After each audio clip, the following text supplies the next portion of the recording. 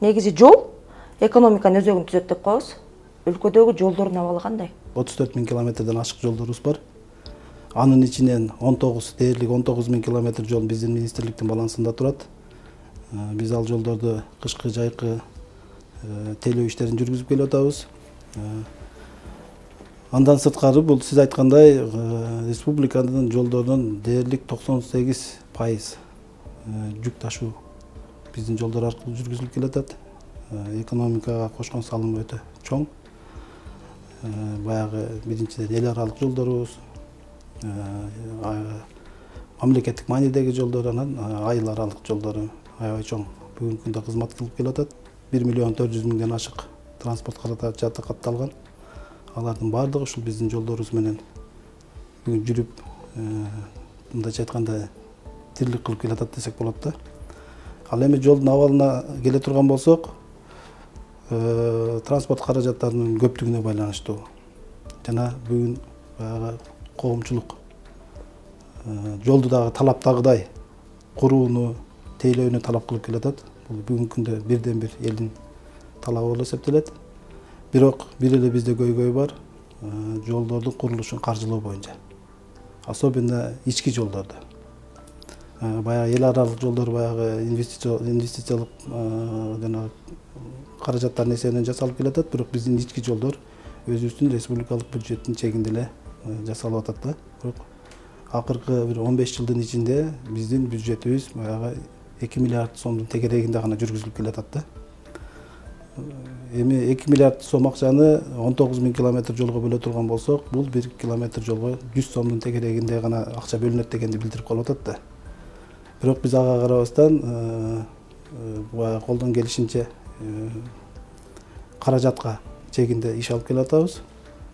Эгерде биз мындан ары жолдорду жакшырталы десек, мындан ары жакшы элге шарт түзүп берели дей турган болсок, биз мындан ары бир чоң кескин кадамдарга барышыбыз керек болуп атат. Ошонун жыйынтыгында мына министрликтин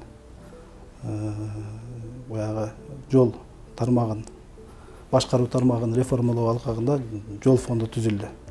Анын милдеттери, ушул жол фонддун милдеттери кандай? Фонддун негизги максаты болуп, бул баягы жол фондуна түшө турган киреше булактарын көбөйтүү.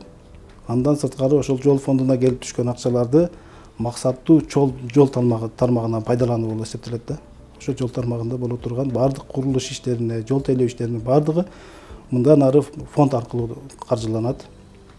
Бүгүнкү күндө фонддун 16 каржы булагы бекитилип берилди. Жол фонду мыйзамы кабыл алынды. Мыйзам 2023 жылдан тартып күчүнө кирет. Ошол айтып аткан 16 каржы булагынын ичинен бүгүнкү күндө 8 каржы булагы иштеп атат. 8 каржы булагынын ичинен дагы бир 4-өсү биз үчүн баягы крупный болуп эсептелет. Ал баягы аксыздан түшкөн жыйымдардын 50%, транспорт каражаттарын регистрациялоодон келип түшкөн жыйымдар, жолдордогу атайын курулуштардан келип түшкөн каражаттар. Жалпысынан биригип бүгүнкү күндө биздин божомол менен эмки жылга 3 миллиард 200 миллиондой каражат түшөт деп турабыз. Андан сырткары биз баягы 8 каржы булак иштебейт деп атпайбызбы? Мыйзам түрүндө алар баягы кирген, бирок баягы жыйым түрүндө бүгүнкү күндө алына элек да. Механизмдери толук иштелип чыккан эмес. Ошон үчүн аларды дагы биз иш жүзүнө киргизүү боюнча иш алып баратабыз. Мисалы үчүн жол боюндагы инфраструктураны тартипке келтирүү боюнча же болбосо мына жол боюндагы инфраструктуралар бүгүнкү күнгө чейин канча баягы иш алып барышып атат. Буга чейин аларга эч кандай төлөм каралган эмес. Мына ошону да биз жөнгө салыш үчүн төлөм киргизели деп атабыз. Бул башка мамлекеттик органдарда мындай нерсе колдонулуп келет. Шаарларда ала турган болсок, шаардын ичиндеги жолдун боюндагы ар бир метр квадратына чейин аренда киргизилген да. Бул Бишкек шаарында иштейт, ушундай? Бишкек шаарында бул ыкма иштеп келатат. Биз эми республикалык деңгээлдеги жолдун боюндагы инфраструктуралардын баардыгы ошо жолдун территориясында турган кандайдыр жеңил конструкциядан курулган курулмалардын баардыгына ошол өзүнүн ээлеген ордуна жараша, то есть квадрат метрине жараша баягы акы төлөө киргизип атабыз. Жолдун жээгинде кичинекей сезондук мисалы үчүн коон саткан, дарбыз саткан сезон менен гана чыккандар бар го. А буларга кандай алардан алынбайбы же кандай? Сезондук баягы сиз айтып аткан баягы соода сатык түйүндөрү айта турган болсок, аларга эч кандай каражатын алыштын кереги жок деп мен ойлойм. Аларга биз бир жер арендасын төлөө же жолдун боюнда соода кылып аткан үчүн бир катайды бир төлөмдөрдү киргизүү биз үчүн приоритет эмес. Биз үчүн приоритет ошо жолдун боюнда баягы туруктуу иш алып баргандар үчүн гана киргизилет. Анчалык чоң көлөмдө болбойбу ижара акысы? Көлөмүн айта турган болсок, өтө чоң көлөмдө болбойт. Бул биринчиден. Экинчиден, биздин министрлик ошол баягы транспорт каражаттарын тейлөө пунктулары бар, заправкалар бар, андан кийин баягы соода сатык түйүндөрү бар. Булар министрликтин уруксат кагазынын негизинде бүгүнкү күндө иш алып келе атат. Бирок аларга бүгүн эч кандай төлөмдөр киргизилген эмес болчу. Буга чейин кээ бирлери баягы келишимдин негизинде төлөгөндөр да арасында жок эмес, төлөп да жүрүшкөн. Буну эми биз официалдуу түрдө төлөм катары киргизип, баардыгы учетун жүргүзүп, ошо жолдун боюндагы инфраструктуранын баарын тартипке келтирели деп атабыз биринчиден. Экинчиден, биздин министрликтин ошо жолдун боюндагы жерлердин баарын эле арендага берип салыш керек дегенден биз алыспыз. Себеби дегенде ал келечекте жолдун боюндагы инфраструктура, жол ал ошо жолго гана бөлүнгөн территория, ал өзүнүн багыты менен иштеш керек. Бирок ага карабастан биздин баягы жарандарыбыз ошол жерди убактылуу иштетүү боюнча өздөрү суранып келишет. Биз ошого бир баягы убактылуу гана уруксат берип атабыз. Берилип да келген буга чейин. Бирок ошого бир төлөмдү киргизип коюп атабыз да. Аз көлөмдө. Аз көлөмдөгү. Түшүнүктүү. Эми буга чейин да сөз болот эле, акы төлөнүүчү жолдор боюнча бул айтылып жаткан долбоор качан ишке ашып баштайт? Эми акы төлөнүүчү жолдор боюнча айта турган болсок, бул биздин автомобиль жолдору мыйзамында да каралган. Бирок практика жүзүндө бүгүн Кыргызстанда акы төлөнүүчү жолдор жок. Биздин министрликтин планында Кыргызстан боюнча 1-2 жолдорду акы төлөнүүчү жолдорго айландыруу боюнча иш пландарыбыз бар. Бирок азыр укуктук ченемдик документтери иштелип чыгып атат. Кайсы жолдун участогун, канча өлчөмдө каражат алынат, алар боюнча азыр бүгүнкү күндө деле иш чаралар жүрүп атат. Бул келечекте боло турган нерсе. Себеп дегенде бул жанагы акы төлөнүүчү жолдорду киргизиш үчүн сөзсүз түрдө альтернативдүү жол болуш керек. Шарттар да түзүлүш керек. Шарттар да түзүлүш керек. Альтернатив акы төлөнүүчү жолдун өзүнүн дагы бир талаптарга жооп бериш керек дегендей өзүнчө бир талаптар бар.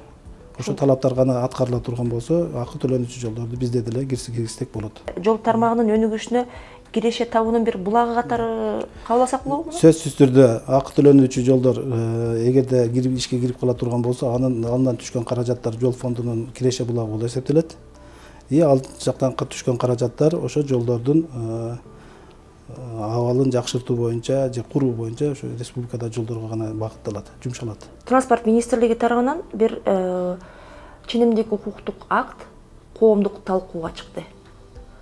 Ошол документ боюнча түшүндүрмө берсеңиз. Ошол жакта да жыйым жөнүндө сөз болуп аткан жокпу? Негизи биздин фонддун бир негизги чоң милдети бар. Биз келечекте келип аткан бир 2-3 жылдын ичинде фонддун бюджетин 10 миллиардка чыгаралы деген максатты койгонбуз. 10 миллиард деген себеби бүгүнкү күндө биздин жол тармагына керектелүүчү акча каражаттын жылына көлөмү 10 миллиард сомдо.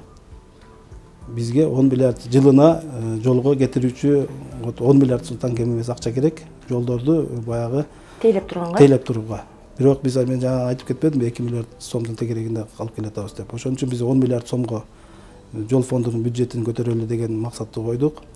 Ошондуктан жанагы биз 16 каржы киреше булактарын мындан ары дагы жакшылап администрировать этишибиз керек.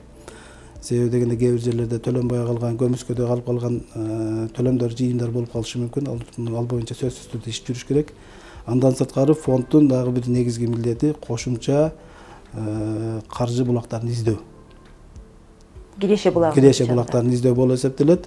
Себеп дегенде башка мамлекеттерде, например, ошол эле Казакстан, Грузия, Белоруссия, Турцияны ала турган болсок, аларда дагы бизде эле жол фонддору иштеп келет көп жылдан бери. жол фонддору ошол мамлекеттерде жакшы иштеп келаткандыгына байланыштуу ошолордун жолдору бүгүнкү күндө аябай жакшы бир деңгээлге чыккан да. Биз ошолордун дагы жол фонддору кандай механизмдер менен каражаттарды чогултуп атат, кантип жолдорго багытташып атат, жумшап атат, алардын баарын бүгүн четинен изилдеп келдик. Анан ошолордун ошол мамлекеттерде колдонулуп келаткан ыкмалардын дагы кээ бир бөлүктөрүн биз дагы Кыргызстанга киргизели деген ойлорубуз бар.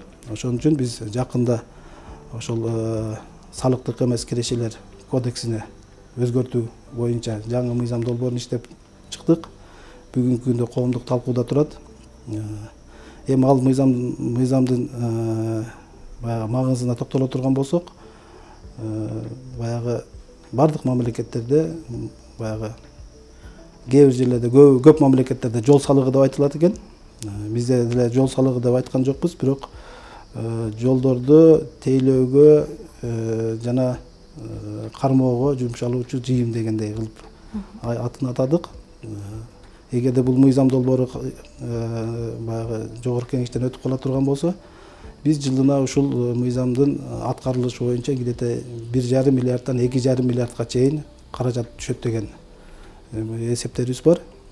Эми эгерде бир эле ушул каржы булагынан 2 миллиардтан акча түшө турган болсо, 2 миллиард сом акчага биз жылына 400-500 километр жол салганга мүмкүнчүлүктөр ачылат да. Бирок бул сиздер киргизип жаткан жыйымдар карапайым калктын бир канчалык бир деңгээлде бир чөнтөгүнө күч келгендей эмеспи? Оорчулук алып келбей тургандай кылып ишке ашыралы деп атабыз.